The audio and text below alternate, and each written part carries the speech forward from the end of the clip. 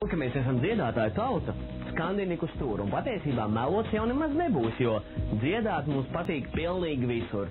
Vai tā būtu vecākmātes jubileja, pirtī, uz lāvas kopā ar draugiem, ceņojot mežā, dušāt šampūnu pudelē, kas savukārt īsti prātīgi nebūs. Tāpēc šobrīd aicinu it visus, kuriem rūp pareiza un droša dziedāšana.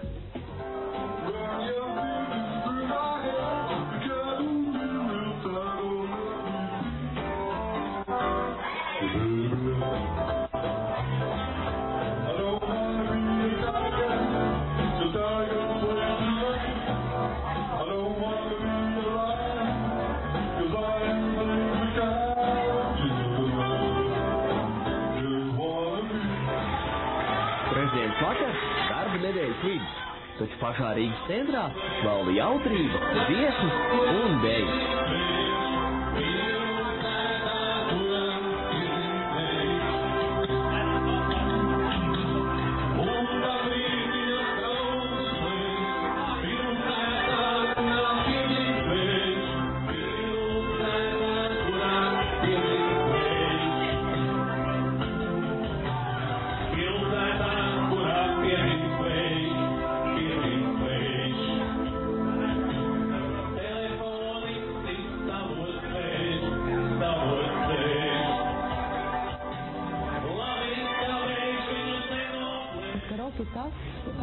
Tā vieta, kur cilvēks var gūt iedrošinājumu, ne tikai sev parādīt, vai satikt draugus, vai pasēdēt tusiņā, bet tieši tas, kad kāds cilvēks izkāpj skatuves, un viņš varbūt tās sen to ir gribējis, bet viņam nav nekāda profesionālā izglītība, viņš sevi iedrošina tam pirmajam, tam skatuves, tam kāpienam.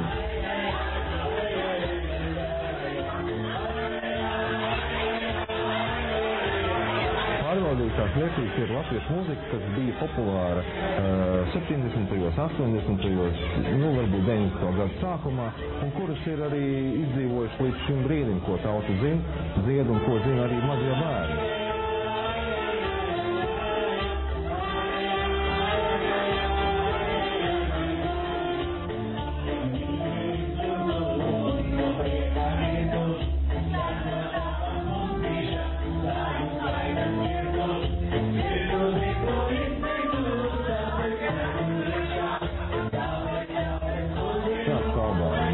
Arī audzinām. Mēs audzinām dziedāt, audzinām skatuvisko kultūru, arī uzvedību sabiedrībā, jo mākslinieki, cilvēku vērst uz mākslu var būt dažādi. Viņiem ir dažādas izpausmes.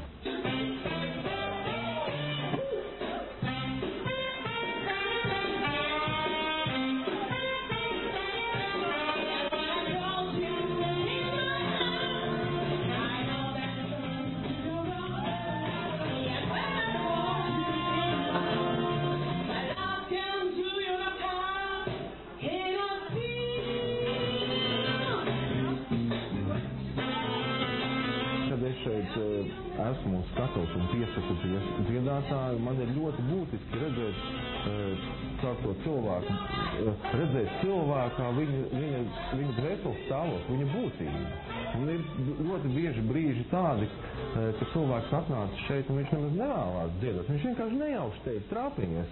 Un es pasaku varbūt dažus vārdus, kas viņu aizskar, viņam trāp, viņu aizķer, viņš iznāk padziedāt un izrādās, ka viņam ir ļoti plata balss.